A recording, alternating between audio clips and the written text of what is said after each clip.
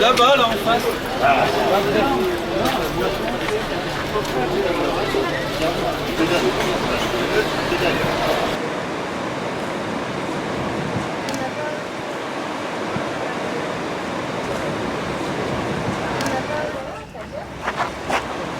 Tout a commencé en 1928. Djibrahil Badorian, un commerçant arménien, se rend en France.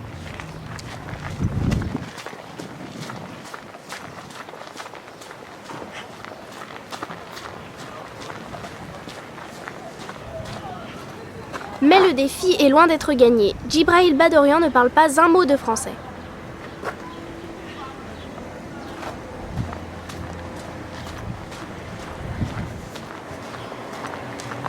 On le surnomme le frisé, il ne parle que le turc et se fait comprendre par des gestes.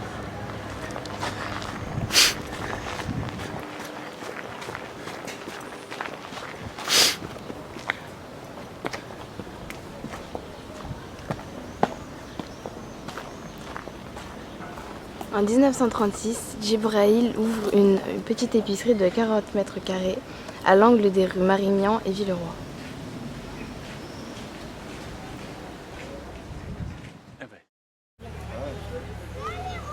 D'abord en arrivant, je l'ai trouvé très accueillant.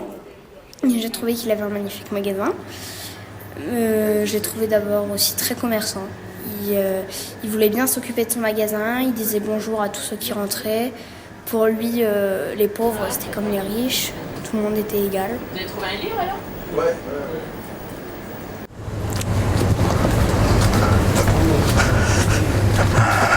Alors les enfants, c'est les vacances, hein, on est cool. Ouais. Voilà. Et vous avez lu La famille Badorian, alors si j'ai bien compris. Hein? D'accord. Eh bien, je suis à votre écoute. Il est habillé un petit peu, je sais pas moi, ça se voit qu'il est... En plus comment dire, il dit aux autres fais ceci, fais cela quoi.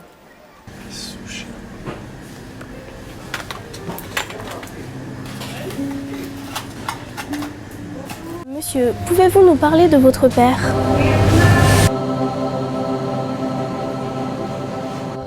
Oui, bien sûr.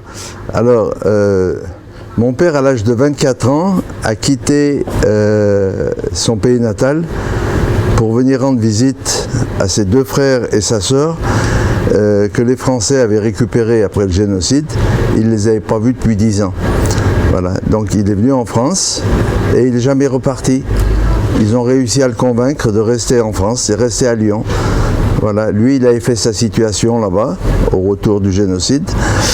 Et il a recommencé à zéro ici. Et il ne savait pas parler un mot de français.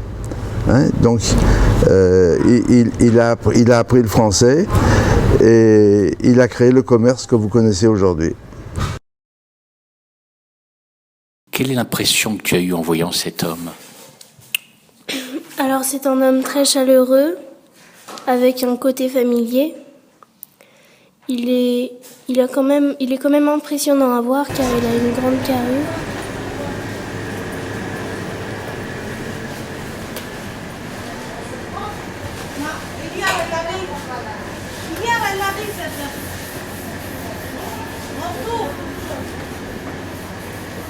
Qu'est-ce que vous préférez dans votre métier d'épicier? Moi, je suis devenu, depuis l'âge de 16 ans, un passionné de mon commerce. Mon père nous a formés, comme je viens de vous le dire à l'instant, et il nous a formés et c'est le dialogue avec le client. Voilà, je pourrais passer les 3/4 de mon temps dans le bureau, mais c'est le contraire. Je passe les 3/4 de mon temps avec les clients. Un petit bonjour, ça coûte pas cher et on prend le cœur du client. Et pour moi, ce que j'aime dans mon métier, c'est ça. C'est le dialogue avec les clients, toujours être à l'écoute. Voilà. Tu veux, ça va? Alors je te présente deux jeunes filles d'Arménie Allez, allez gars. qui ont désiré te rencontrer. Ah, ok. Termine.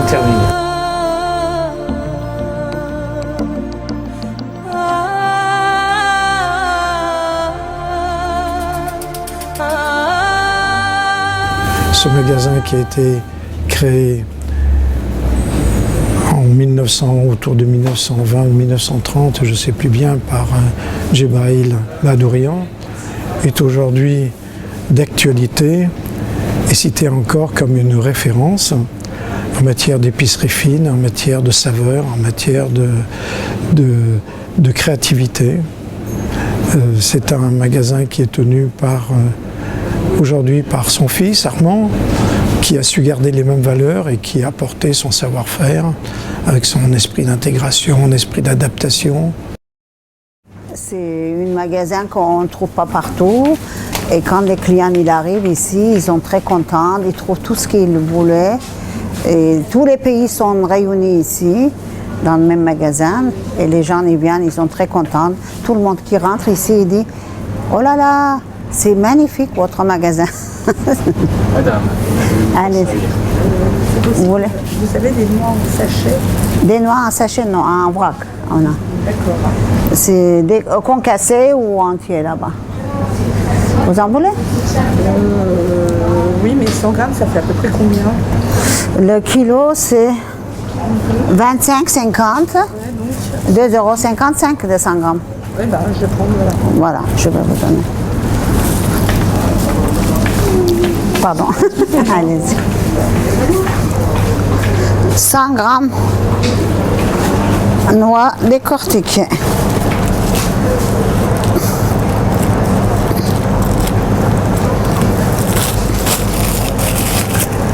Et voilà. Voilà, on va voir qu'est-ce que ça donne. 25,50 €.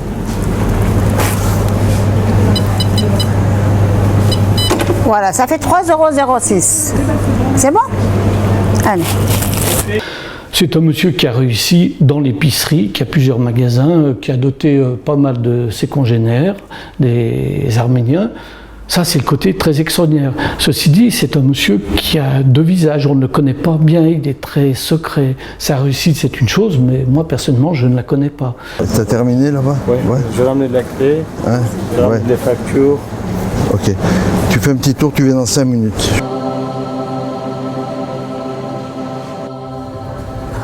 Alors moi, la guerre que j'ai connue, 39-45, j'étais trop petit, je suis né en 42. Par contre, j'ai entendu parler de la guerre du Vietnam, ça c'était un peu loin pour nous, c'était nos aînés qui ont été faire la guerre. Et quand j'ai eu 20 ans, j'ai été à l'armée. Hein, et quand je suis rentré à l'armée, on m'a dit tu vas partir en Tunisie. L'armée française était en Tunisie. Et puis mes copains, eux, sont partis en Algérie. Parce qu'il y avait la guerre d'Algérie. Si j'ai eu peur, j'ai pas eu peur, mais j'étais inquiet. J'étais inquiet de voir ce que c'est que la guerre, aller se battre contre des frères musulmans que j'ai connus dans mon commerce. Voilà. Donc c'est toujours un peu la peur qui est là quand il y a ce genre de choses. Voilà, mon grand.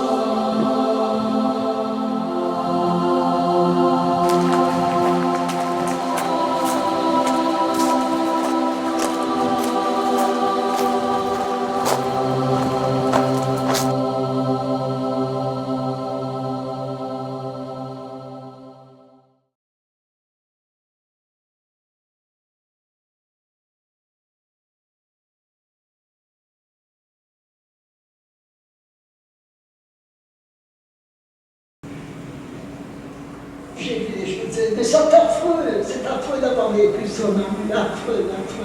Le soir, à minuit, j'ai eu la baignoire. Alors là, ça a été une épreuve terrible. Il a fallu entrer dans la baignoire, nu bien entendu. Et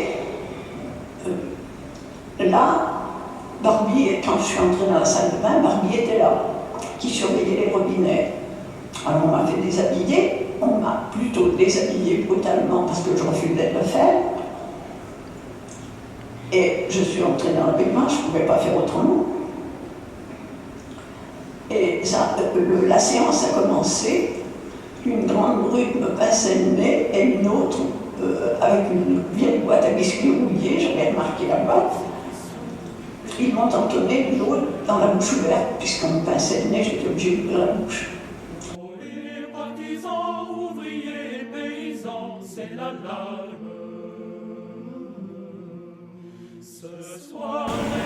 Je vous pose donc la question,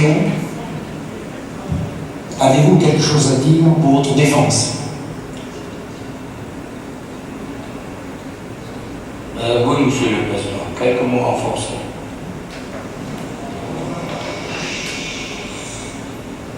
Je n'ai pas commis la rafle des yeux. Je n'ai jamais le pouvoir de décider des déportations.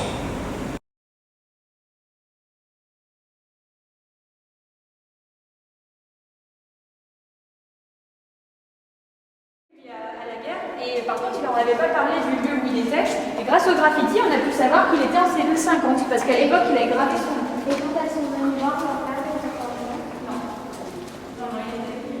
c'était un docteur qui habitait à Saint-Étienne, ce monsieur.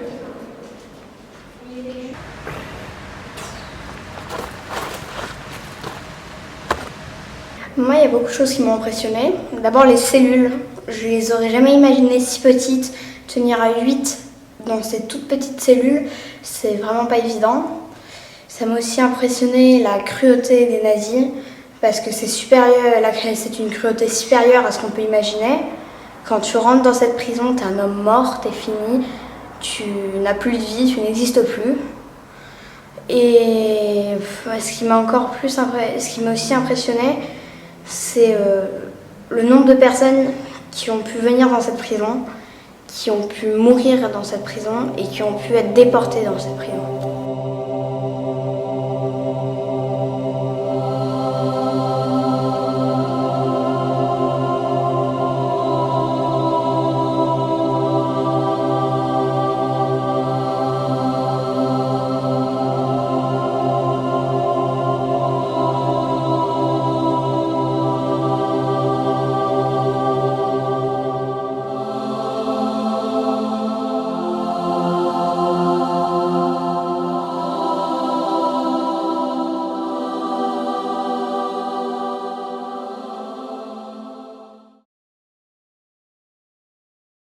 À la prison Montluc, c'est évidemment les conditions d'internement où ils étaient 7 ou 8.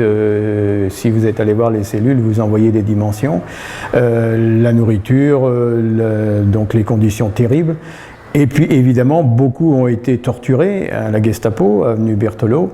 Je crois qu'il y a eu de juin à août 1944 plus de 600 détenus qui ont été ainsi fusillés en rase campagne, sans compter les déportations qui ont eu lieu.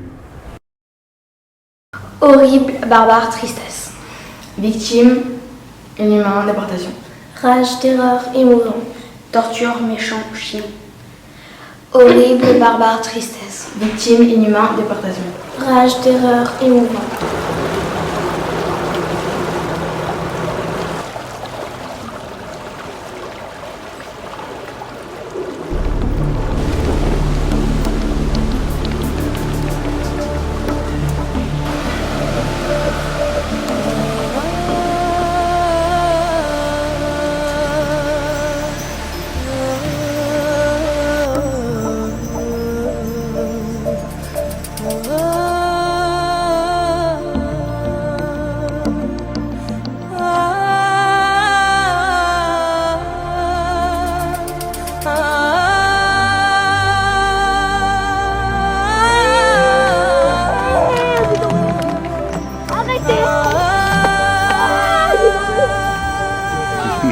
a commencé en 1928. Djibrahil Bahadorian, un commerçant arménien, se rend en France. Mais le défi est loin d'être gagné. Djibrahil Bahadorian ne parle pas un mot de français. On le surnomme le frisé, il ne parle que le turc et se fait comprendre par des gestes. En 1936, Djibrahil Bahadorian ouvre une petite épicerie de 40 mètres carrés à l'angle des rues Marignan et Villeroy.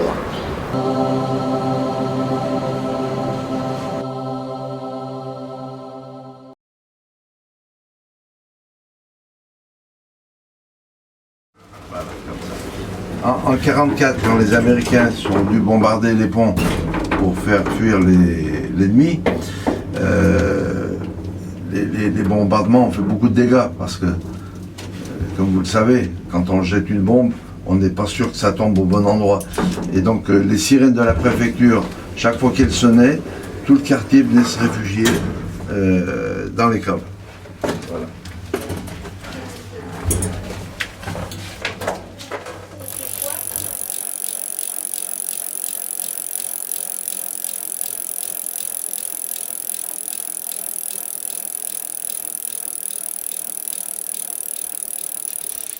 Rue Moncey. Et la rue Moncey, elle va jusqu'au bout, jusqu'à la rue de l'Épée. En fait, j'ai récupéré toutes les caves du pâté maison. Voilà. Ça fait 10 minutes qu'on marche dans la cave de Bahadorian. On longe les rues. Cette cave est vraiment impressionnante parce qu'elle fait tout le pâté de maison. On y entrepose vraiment des milliers de marchandises. C'est énorme, il y a des pralines, il y a du persil, du cerfeuil. Il y a vraiment de tout. Ça ressemble à une usine secrète en fait, souterraine. Ouais, voilà, ça ressemble vraiment à ça parce qu'on ne voit pas de porte et on dirait vraiment que c'est secret quoi.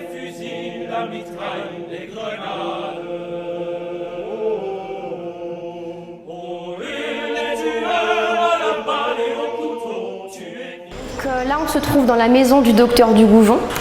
Donc cette pièce-là, c'était l'ancienne chambre et c'est ici que s'est déroulée donc cette fameuse réunion du 21 juin 1943.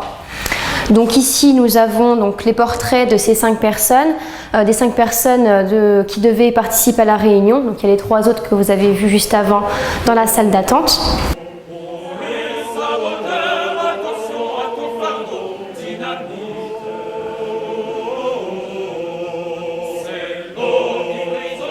Déjà, j'ai ressenti que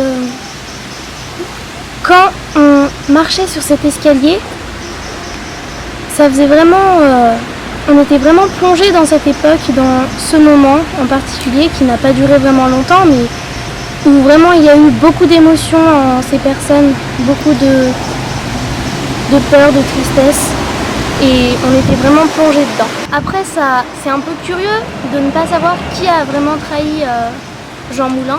Que s'est-il passé? On peut supposer qu'une vaste opération policière menée par la police française d'abord en mars 1943 autour de l'armée secrète, puis par la police allemande, la Gestapo, l'Abwehr, le service de renseignement militaire, ont abouti à une série de filatures, d'accumulation de renseignements, voire de retournements de personnes appartenant à la résistance.